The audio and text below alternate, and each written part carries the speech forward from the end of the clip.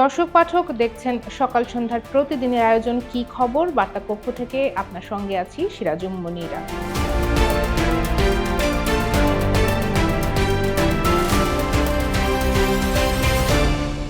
দর্শক আপনারা জানেন ছাত্র জনতার তীব্র আন্দোলনের মুখে গত ৫ আগস্ট পতন ঘটে শেখ হাসিনা সরকারের। এরপর দেশ পরিচালনার দায়িত্ব নেয় অন্তর্বর্তীকালীন সরকার এবং তারপর প্রশাসনের বিভিন্ন পর্যায়ে আসতে থাকে রদবদল।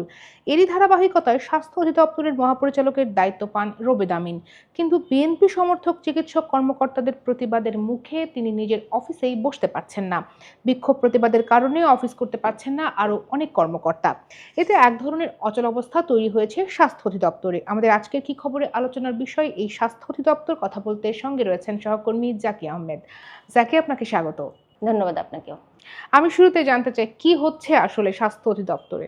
সরকার পরিবর্তনের ফলে যেটা হয়েছে আসলে আমাদের দেশে তো একটা অরাজক পরিস্থিতি সৃষ্টি হয়েছিল।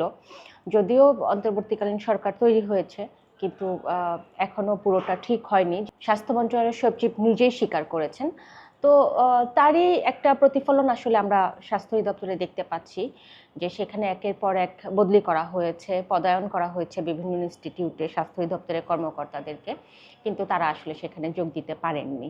যেটা হয়েছে যে এই আন্দোলন যখন চলছিল দেশ জুড়ে, তার ভিতর থেকেই আসলে সরকার পতনের পরপরই পুরাতন যিনি ডিজি ছিলেন, মহাপরিচালক ছিলেন স্বাস্থ্য অধিদপ্তরের, তার নিয়োগ বাতিল চেয়ে বিক্ষোভ হয় অধিদপ্তরের ভেতরে।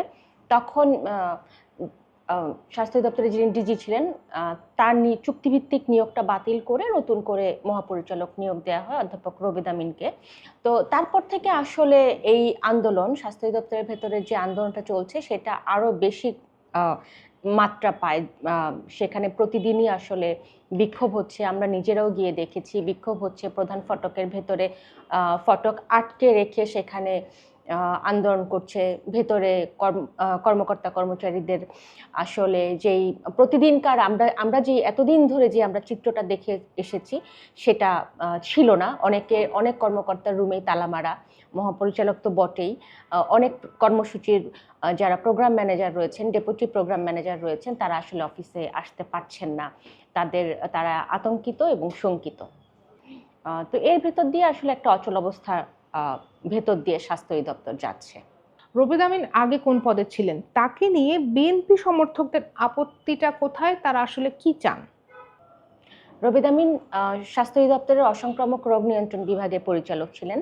তিনি একজন মেডিসিন বিশেষজ্ঞ দেশে, সেই সঙ্গে সাপে কাটা কামড়ের রোগীদের নিয়ে তার বেশ কিছু গবেষণা আছে। সাপে কাটা রোগীদের চিকিৎসা পদ্ধতি নিয়ে তিনি বিশ্বজুড়ে আসলে পরিচিত। তাকে নিয়ে আপত্তি না, বিএনপি সমর্থক চিকিৎসকদের যে সংগঠন রয়েছে ড্যাব, তারা আসলে গত সরকারের সময়ে যারা বিভিন্ন কাজে নিয়োজিত ছিলেন, বিভিন্ন পরিচালক ছিলেন বা কর্মকর্তা ছিলেন, তাদের কাউকেই আসলে তারা চাচ্ছেন না। আপনি জানেন যে কেবল রোবেদ আমিন না, অধ্যাপক মির্জা সাবরিনা ফ্লোরা, অতিরিক্ত মহাপরিচালক, আরেকজন অতিরিক্ত মহাপরিচালক আহমেদুল কবির, তাকেও কিন্তু বদলি করা হয়েছে। এবং তাদেরকে যেখানে বদলি করা হয়েছে তারাও কিন্তু এখন এই কর্মকর্তাদেরকেও চাচ্ছেন না। স্পষ্ট করেই তারা আমাকে গতকাল যেটা বলেছেন ড্যাব সভাপতি, যে বিভিন্ন পদে যারা কর্মকর্তা ছিলেন তাদেরকে আসলে তারা মানছেন না। তাদেরকে তারা গত সরকারের সমর্থক বলে এই কর্মকর্তাদের পদত্যাগ চাচ্ছেন। এবং তারা স্পষ্টত করেই বলেছেন, আমি যদিও তাদের কাছে নাম চেয়েছিলাম যে তারা কাকে ডিজি হিসেবে চাচ্ছেন, তো সেখানে তারা বলেছেন যে নিশ্চয়ই রোবেদ আমিন সাহেবের চেয়ে আরো ক্যাপাবল, আরো যোগ্য মানুষ সরকার চাইলে খুঁজে বের করতে পারে, যারা আসলে আন্দোলনের পক্ষে ছিলেন। তাদের মধ্যে কথা হচ্ছে যে ছাত্র জনতা আন্দোলনটা হলো, সেই আন্দোলনের বিপক্ষে ছিলেন এমন কাউকে তারা এখন চাচ্ছেন না। তো এই সমস্যার যদি সমাধান না হয় তাহলে কি ধরনের সংকট হতে পারে, সংশ্লিষ্টরা কি বলছেন?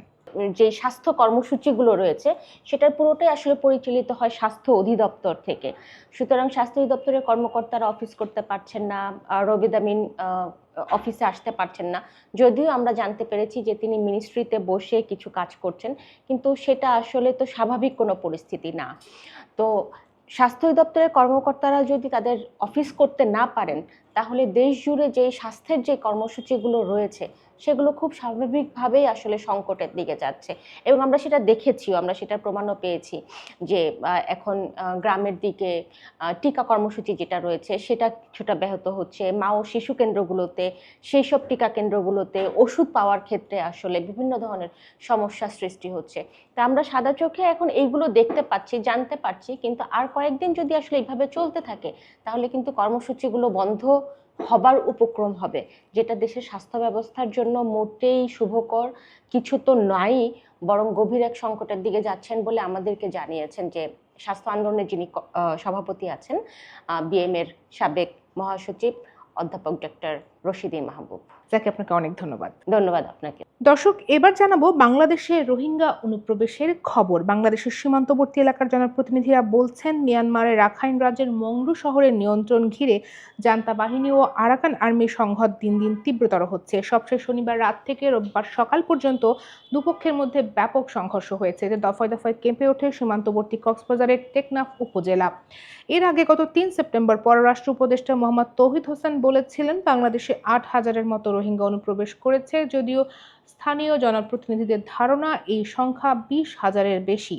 সব মিলিয়ে গত প্রায় এক মাসে ঠিক কত রোহিঙ্গা বাংলাদেশে অনুপ্রবেশ করেছে সেই সম্পর্কে সুনির্দিষ্ট কোনো তথ্য জানাতে পারেননি স্থানীয় সরকারি কর্মকর্তারা। যদিও সীমান্তরক্ষী বাহিনী বিজিবি বলছে, অনুপ্রবেশের চেষ্টাকারীদের ফিরিয়ে দেওয়া হচ্ছে।